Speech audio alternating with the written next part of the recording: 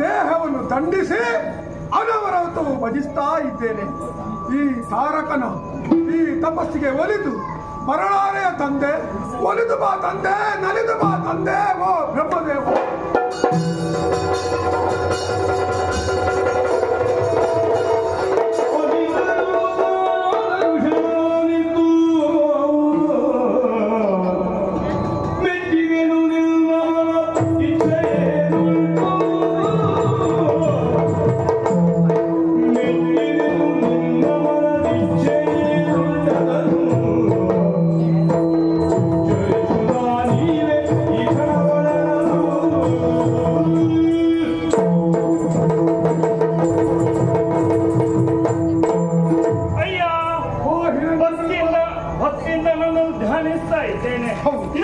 ಧ್ಯಾನಕ್ಕೆ ಮೈನೋರಿ ಬಂದು ನಿಂತಿದ್ದೇನೆ.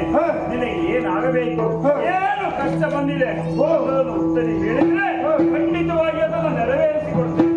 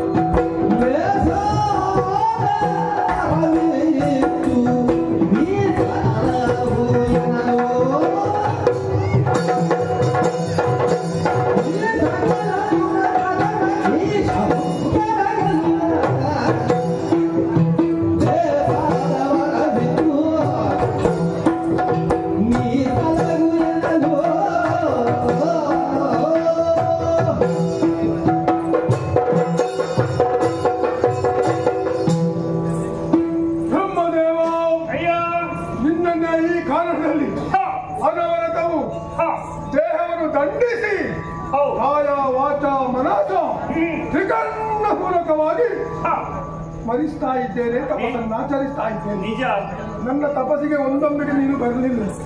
ಕೊನೆಗೆ ಹಿಡಿದ ಕಡ್ಕದಿಂದ ನನ್ನ ತಲೆಯನ್ನು ಕತ್ತರಿಸಿ ಹೋಮ ಕುಂಡಕ್ಕೆ ಅರ್ಪಿಸ್ತೇನೆ ಅಂತ ಹೇಳುವಾಗ ನೀನು ಪ್ರತ್ಯಕ್ಷ ಅದೇ. ನಿಜ ಹೌದಲ್ವ?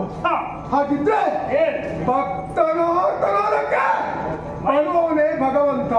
ಖಂಡಿತವಾಗಿ ಸಂಕಟ ಬಂದಾಗ ವೆಂಕಟರಮಣ. ಹೌದಲ್ವಿ? ಅದು ಬಂದು ನೀನು ಕೇಳಿದಾದ್ರೆ ಏನು ಬೇಕು ತಾರಕ ಕೇಳಿಕೋ. ನೀನು ಕೇಳಿದಂತ ವರವನ್ನು ಸಕಲ ಬಿದ್ದವನ್ನು ನೆರವೇರಿಸ್ತೇನೆ. ನಮ್ಮ ಪೂರ್ವಿಕರ ಬಗ್ಗೆ ನಾನು ಯೋಚನೆ ಮಾಡುವಾಗ ಎಲ್ಲರೂ ಅಳಿದವರಿದ್ದಾರೆ. ನಮ್ಮ ಪರಂಪರವೇ ನಾಶದಲ್ಲಿದೆ. ಹೌದಲ್ವ? ಆ ಮೂಲ ಬಲವನ್ನು ಸೇರಿ ಅವರಿಗೆಲ್ಲ ನಾಯಕನಾಗಿ ಶೋಣಿತದ ಅಧಿಕಾರಿಯಾಗಿ ಇರುವ ಈ ತಾರಕ. ಹಾಗಾಗಿ ನಮ್ಮವನ್ನು ಉಳಿಸಿ ಬೆಳೆಸಬೇಕು ಎಂಬ ಹಾಗೆ ಯೋಚನೆ ಮಾಡಿದ್ದೇನೆ. ಹಾಗಾಗಿ ಅದ ನಾಲ್ಕ ಲೋಕವನ್ನು ಹೋಗ್ಬೇಕೆಂಬ ಬಯಕೆ ನನಗುಂಟು. ಹೋಗುವಂತಹ ವಿಚಾರದಲ್ಲಿ ನನಗೆ ಕೆಲವು ಅಡ್ಡಿ ಆತಂಕಗಳುಂಟು. ಸೇನಾ ಬಲ ದೇಹ ಬಲ ಇದ್ರೆ ಪ್ರಯೋಜನವಿಲ್ಲ, ದೈವ ಬಲ ಬೇಕು, ಅದರ ಕೊರತೆ ಉಂಟು. ಹಾಗಾಗಿ ನೀನು ತಪಸ್ಸು ಮಾಡಿತು. ಈ ಪ್ರಪಂಚದಲ್ಲಿ ಹುಟ್ಟಿದಂತ ನಾನು ಸಾಯಲೇಬಾರದು ಎಂಬಂತಹ ವರವನ್ನು ನನಗೆ ದಯ ದಯಪಾಲಿಸಬೇಕು. ಅಣು ರೇಣು ತೃಣ ಕಾಷ್ಟ ಜಂಗಮ ಸ್ಥಾವರಗಳಲ್ಲಿ ಎಲ್ಲಿ ನೋಡಿದರೂ ನಿಮ್ಮನ್ನು ಕಾಣ್ತಾ ಇದ್ದೇನೆ, ದೇವರನ್ನು ಕಾಣ್ತಾ ಇದ್ದೇನೆ. ಅದ 14 ಲೋಕದಲ್ಲಿ ಸೃಷ್ಟಿ ಯಾವುದೇ ಜೀವಿಂದಾಗಲಿ ನನಗೆ ಮರಣ ಬರಬಾರದು ಅಂತ ಅವರನ್ನು ಅನುಗ್ರಹಿಸುವಂತೆ ಅನುಗ್ರಹಿಸಿ.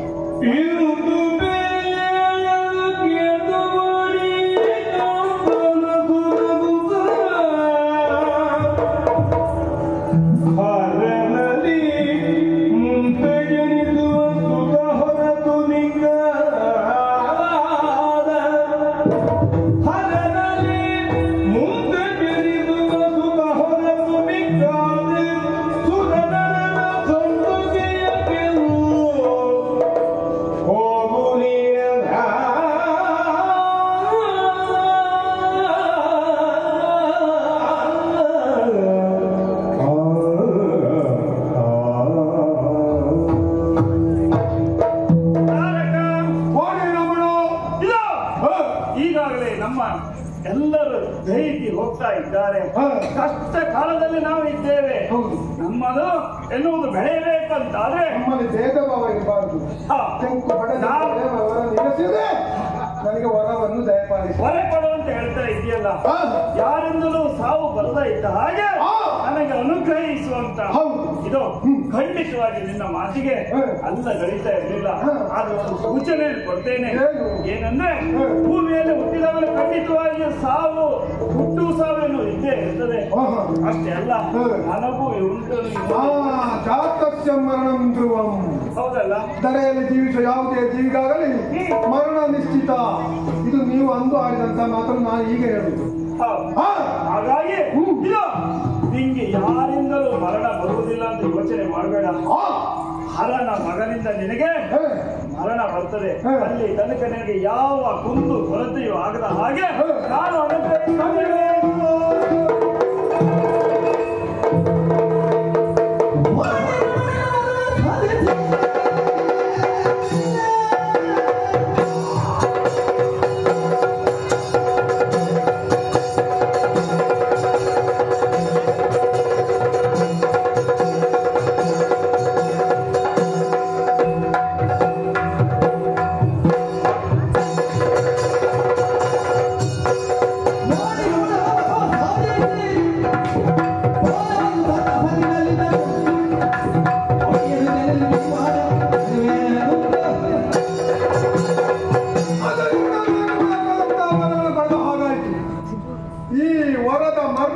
ನಾನು ಇಲ್ಲೇ ಹೇಳುವುದಲ್ಲ, ನನ್ನವರಲ್ಲಿ ಹೇಳಬೇಕು.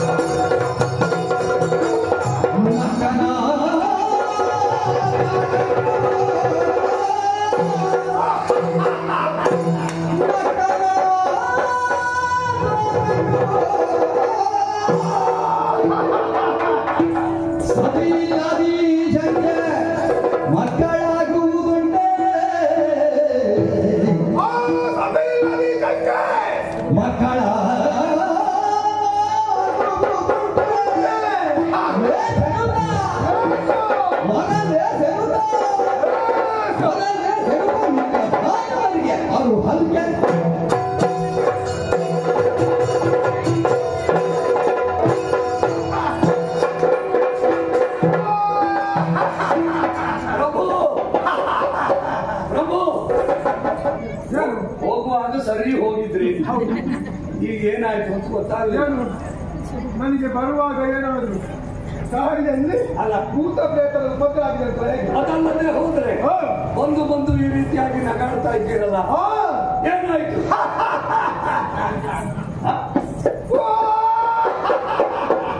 ಏನಾಯ್ತು ಪ್ರಭು? ಹೇಳೋದಕ್ಕೆ ಮೊದಲೇ ನಗಾಡೋದಕ್ಕೆ ಕಾರಣ ಉಂಟು. ಅದ ನಿಮ್ಮನ್ನು ಇಲ್ಲಿಗೆ ಯೋಚಿಸಿ ನಾನು ಹೋದದ್ದು ಗೌರವಂತ ಕಾಂತಾರ. ಸರಿ, ಬ್ರಹ್ಮದೇವರನ್ನು ಹೋಲಿಸಿದೆ. ಕಾಂತಾರಕ್ಕೆ ಸೇರಿದ್ರ? ಕಾಂತಾರಕ್ಕೆ ಹೋಗಿ ತುಂಬಾ ಸಮಯ ಆಯ್ತು. ಕಾಂತಾರ ನೋಡಿ ಬಂದ್ರ? ಹೌದು. ಕಾಂತಾರದಲ್ಲಿ ಕೆಲವು ಇಷ್ಟ ಪ್ರಾಣಿಗಳು ಉಂಟು. ಹೌದಾ? ಇದರ ಬಗ್ಗೆ ಇಲ್ಲಿ ಮಾತಾಡುದು ಬೇಡ, ಚರ್ಚೆ ಬೇಡ. ಅದು ಸರಿ ಹೋದೆ. ಬ್ರಹ್ಮದೇವರನ್ನು ತಪಸ್ಸಿನ ಮೂಲಕ ಮೆಚ್ಚಿಸಿದೆ. ಸರಿ, ನನ್ನ ತಪಸ್ಸಿಗೆ ಒಲಿದು ಬಂದಂತ ಬ್ರಹ್ಮದೇವ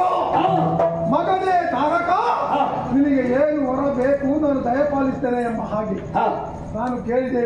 ಏನು ಕೇಳಿದ್ರಿ? ಅದು ಹಾ. 14 ಲೋಕದಲ್ಲಿ ಹಾ, 84 ಲಕ್ಷ ಹಾ, ಜೀವರಾಶಿ ಸೃಷ್ಟಿ ಮಾಡಿದವು ಬ್ರಹ್ಮದೇವ. ಹೌದು.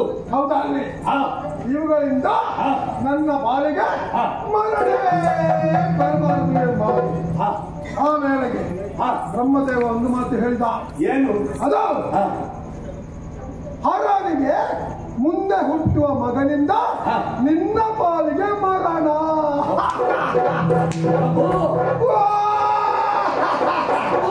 ಹೇಗೆ? ಸ್ವಲ್ಪ ವಿಚಾರ ಮಾಡಿ. ಹೇಗೆ? ಮರಣವೇ ಬಾರದೆ ಇದ್ದ ಹಾಗೆ ವರ ಕೊಡಲಿಲ್ಲ. ಮರಣವೇ ಬಾರದ ಹೊರ ಕೊಡದಿದ್ರು ಮರಣ ಉಂಟು ಅಂತ ಆಯ್ತಲ್ಲ. ಹೇಗೆಂತ ಬೇಕಲ್ವಾ? ಹರ ದಕ್ಷ ಯಜ್ಞದ ಕಾಲದಲ್ಲಿ ಪರಮೇಶ್ವರ ಮಣಿಗೆ ದಾಕ್ಷಾಯಣಿ ಯೋಗಾಗ್ನಿಯಿಂದ ಎದ್ದು ಹೋಗಿದ್ದಾಳೆ. ಹಾಗಾಗಿ ಇದನ್ನು ತಿಳಿದಂತಹ ಪರಮೇಶ್ವರ ಹಾ, ಸನ್ಯಾಸಿಯ ಹಾಗೆ ಆ ಹಿಮಾಲಯದಲ್ಲಿ ಕುಳಿತು ತಪಸ್ಸನ್ನು ಚಲಿಸ್ತಾ ಇದ್ದಾನೆ. ಸತಿ ಇಲ್ಲದಿ ಸಂಗೆ ಮಕ್ಕಳಾಗುವುದುಂಟೆ. ನನಗೆ ಮರಣವೇ ಇಲ್ಲ. ಏನು ಅಭಿಪ್ರಾಯ ಹೇಳಿ?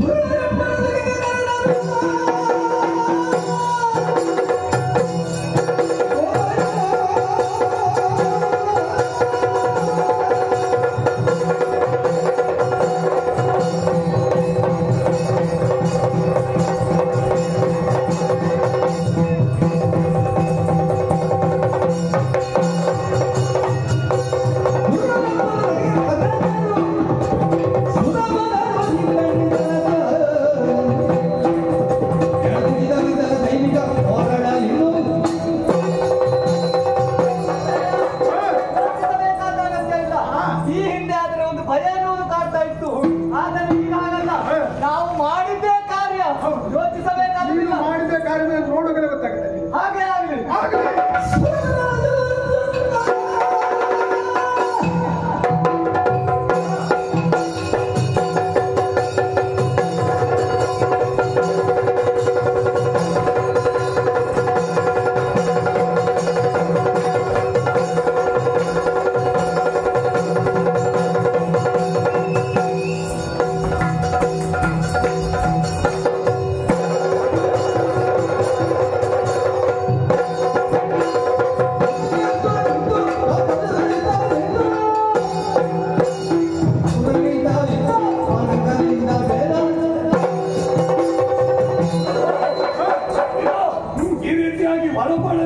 ಪಡೆದು ಬಂದಿದ್ದೀರಿ ಅಂತ ಆದ್ರೆ ಮತ್ತೆ ಮಾತಾಡ್ತಾ ಇರುವುದಲ್ಲ, ಸಮಯ ಕಳೀತಾ ಇರುವುದಲ್ಲ.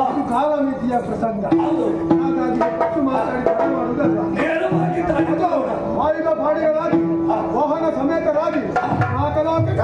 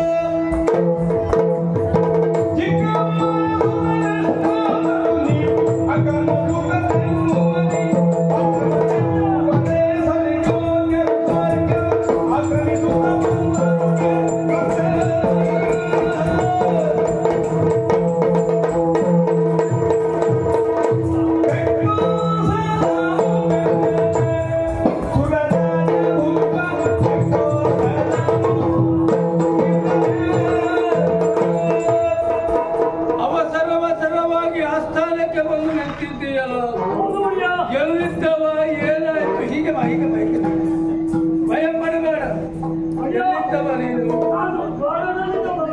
ಅವಸರವಾಗಿ ಓಡಿ ಬಂದಿಯಲ್ಲ, ಏನು ಕಾರಣ?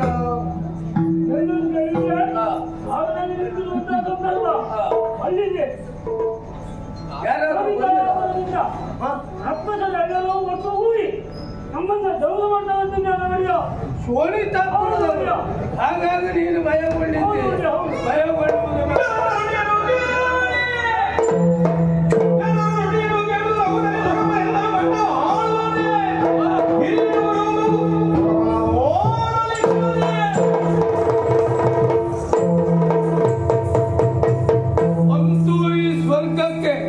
ಕೆಲವು ಕಾಲದಿಂದ ಇದ್ದ ತೊಂದರೆ ನ್ಯಾಯವಾಗಿತ್ತು ಅಂತ ತಿಳಿದಿದ್ದೆವು. ಆದರೆ ಪುನಃ ಬಂತಲ್ಲ ಸುಮನಸರೇ, ಕೇಳಿದರೆ ವರ್ತಮಾನವನ್ನು ಲೆಕ್ಕಸರು ದಾಳಿ ಇಟ್ಟಿದ್ದಾರೆ. ಶೋಣಿತನ ತಾರಕ ಈಗ ಸ್ವರ್ಗಕ್ಕೆ ಏರಿದ್ದಾರೆ. ತಾರಕನಾಗಿ ಏನು ಉಪಾಯ?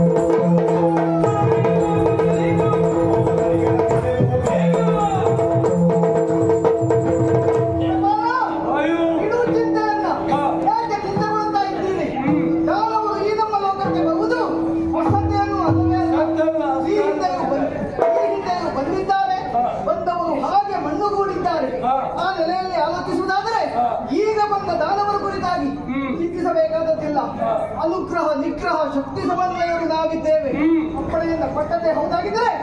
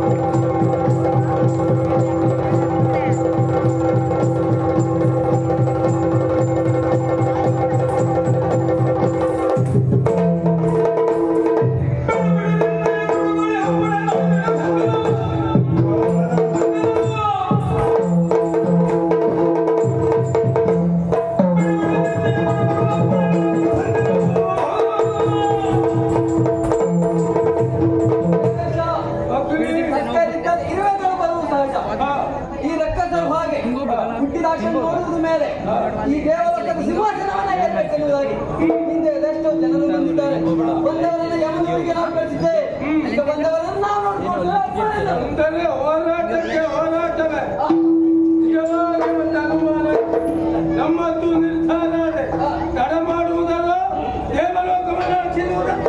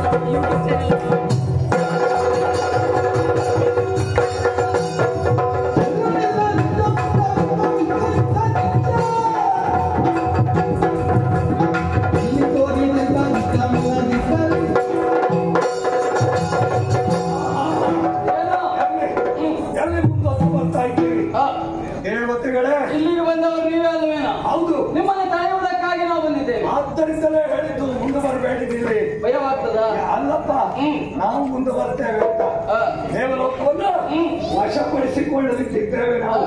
ಅಲ್ಲಿಂದ ಇಲ್ಲಿಯವರೆಗೆ ನಮಗೆ ಮಾಡಿದ್ದು ಮೋಸ. ಅದಲ್ಲದೆ ಈಗ ಮತ್ತೆ ಮುಂದುವರೆದು ಬರ್ತೀವಿ ಅಂತ ಆದ್ರೆ ನಿಮ್ಮನ್ನು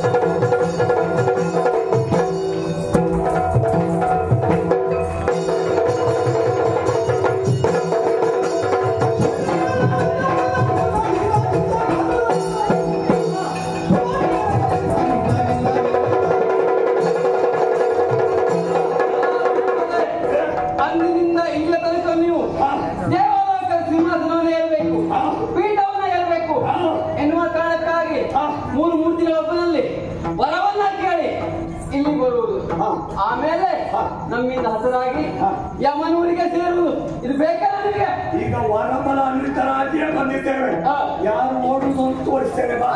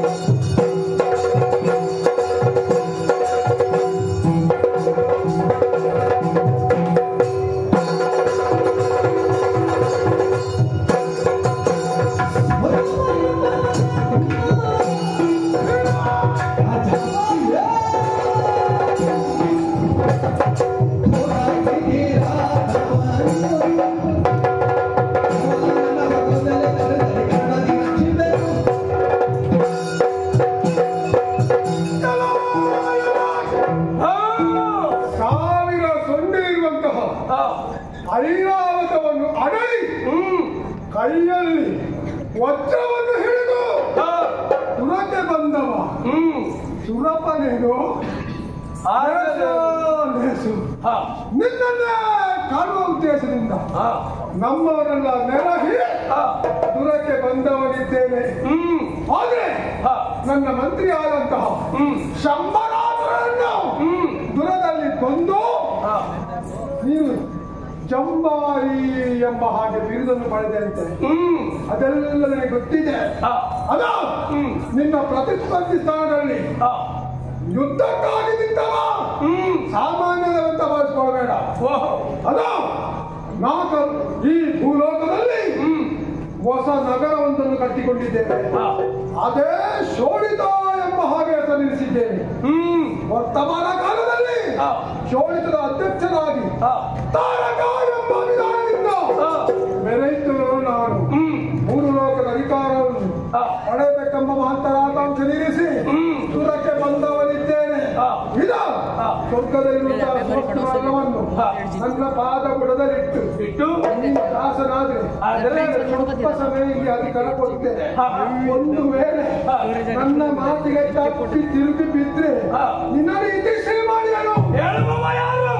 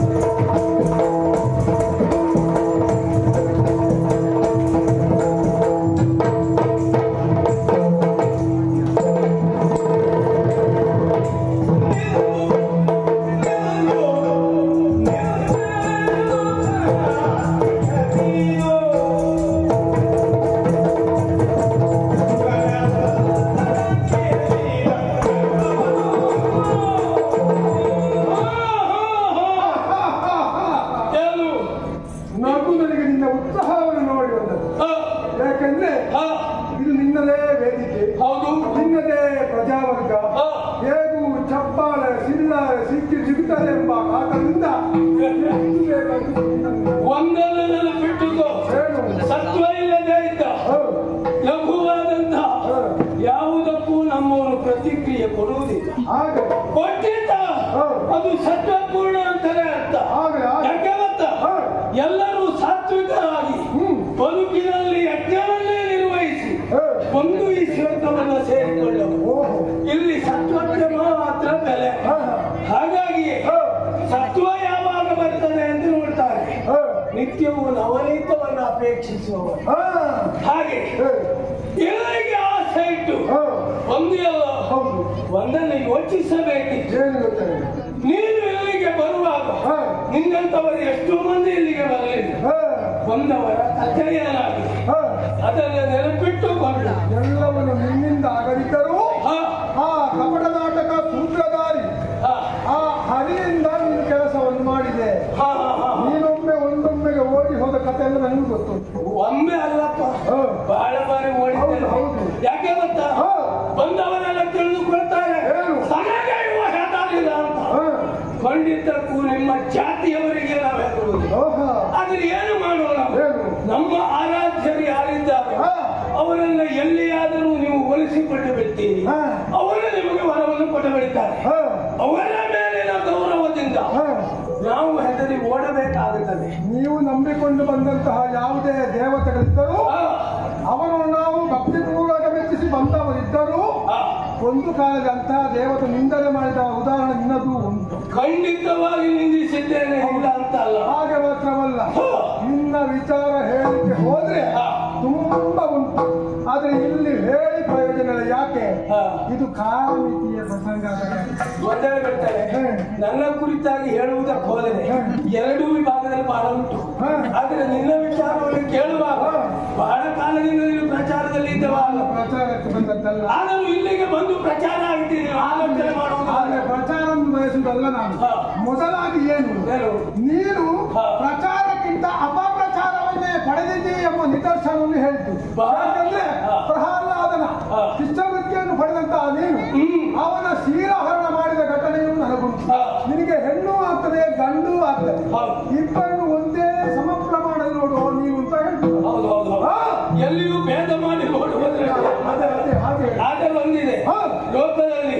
ಕೆಲವೊಂದು ಸ್ಥಾನ, ಅದರ ಮಾನ, ಅದರ ವ್ಯಾಪ್ತಿಗೆ ಸಂಬಂಧಪಟ್ಟು ಲೌಕಿಕವಾದ ಕೆಲವು ಗಣ್ಯವಾದಂತಹ ವಿಚಾರ ನಗಣ್ಯ ಅಂತ ಹೇಳಿಸಿಕೊಳ್ತಾರೆ. ನಗಣ್ಯ ಅಂತ ಆದದ್ದು ಗಣ್ಯ ಅಂತ ಹೇಳಿಸಿಕೊಳ್ತಾರೆ. ನಿಮಗೆ ಬೇಕಾದನ್ನು ಬೇಕಾದ ರೀತಿಯಲ್ಲಿ ಮಾತಾಡಿ ಖಗೋಳ ಕಲ್ಪಿತ ವಿಚಾರ ಹೇಳುವುದು ನೀವು ನಿಸ್ಸೀಮಂತ ನನಗೆ ಮೊದಲೇ ಗೊತ್ತಿಲ್ಲ. ಒಂದನ್ನು ನೆನಪಿಟ್ಟು ನಾವು ಹೇಳುವುದೇನೇ ಇರಲಿ ಮಾಡುವುದರಲ್ಲೂ ಬದ್ಧರಿದ್ದೇವೆ.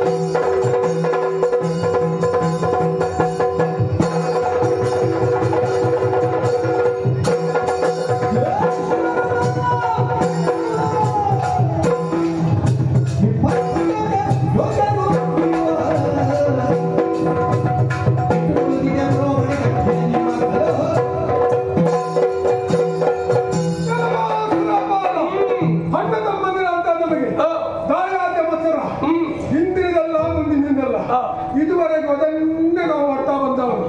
ಆದ ಕಾರಣ ಹೇಳುದು ನಿನ್ನಲ್ಲಿ ಇನ್ನೂ ಹೆಚ್ಚು ಮಾತಾಡಲು ಪ್ರಯೋಜನ ಇಲ್ಲ. ಅದೇ ಕಾರಣ ಕೊಟ್ಟು Oh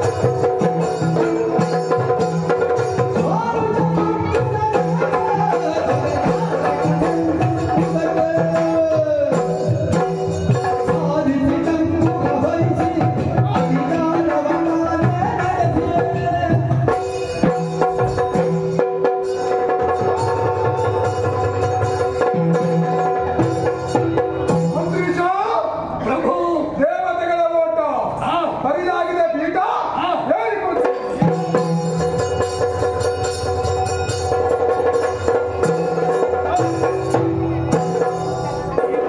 ಇಂದಿನಿಂದ ಮೊದಲುಗೊಂಡು ಈ ದೇವಲೋಕಕ್ಕೆ ಯಾರು ಅಂತ ಕೇಳಿದ್ರೆ ನಮ್ಮ ಪ್ರಭು ತಾರಕಾಸುರ.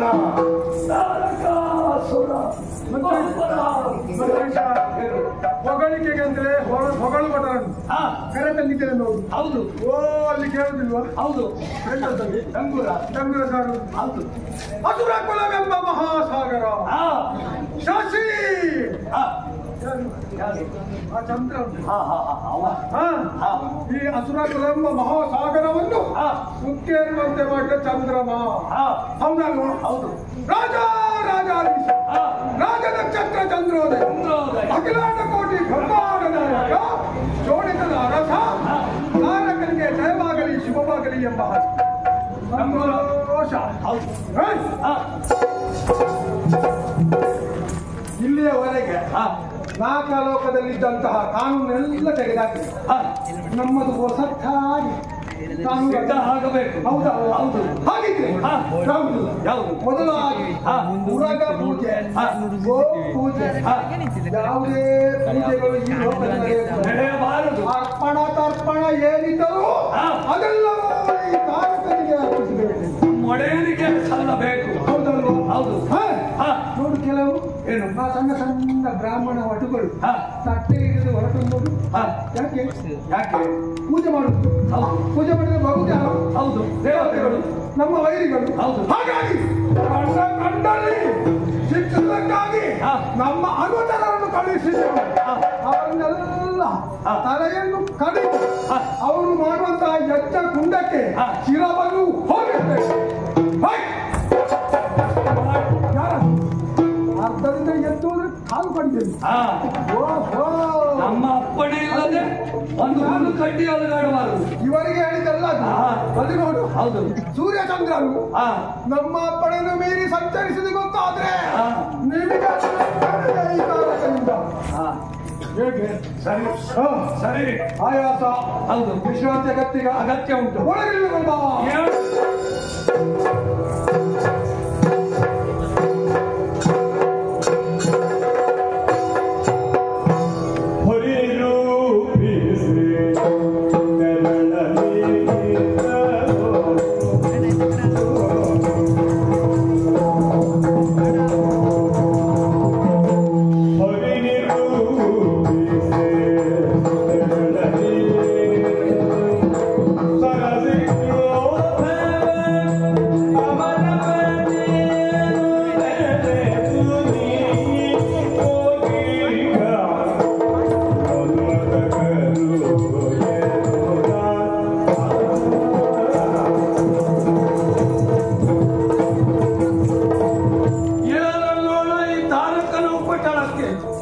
ಅಲ್ಲದೆ ಇದ್ದರೆ ವರಬಲಾನ್ವಿತನಾಗಿ ಬಂದ ಅವರನ್ನು ಹಿಮ್ಮೆಟ್ಟಿಸುವಲ್ಲಿ ವಿಫಲನಾದ.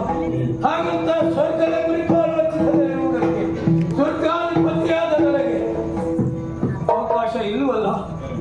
ಅದನ್ನು ಉಳಿಸುವುದಕ್ಕೆ ಬೇಕಾದ ನೇರವಾಗಿ ಬ್ರಹ್ಮದೇವರನ್ನು ಕಂಡೆ. ಒಂದೇ ಮಾತಲ್ಲಿ ಹೇಳಿದೆ, ಏನು ಮಾಡುವುದಕ್ಕೂ ನಾನೇ ಕೊಟ್ಟ ವರ. ಹಾಗಾಗಿ ಹರಿಯಿದ್ದಲ್ಲಿ ಹೋಗುವ ದೇವರ ಮಾತನಾಡಿರುವುದು. ಹರಿಯಿದ್ದಲ್ಲಿ ಹೋಗಿ ವಿಚಾರಿಸಿದರೆ ದೇವರು ಅಪ್ಪಣೆ ಪಡಿಸ್ತಾರೆ, ನನ್ನಿಂದ ಏನೂ ಆಗುವುದಿಲ್ಲ. ಮನಸ್ಸು ಮಾಡಿದರೆ ನನ್ನ ಮಗನ ಪ್ರಯತ್ನದಿಂದ ಸಾಧ್ಯ ಆದೀತು. ಯಾಕೆಂದರೆ ಹರನ ಮಗನ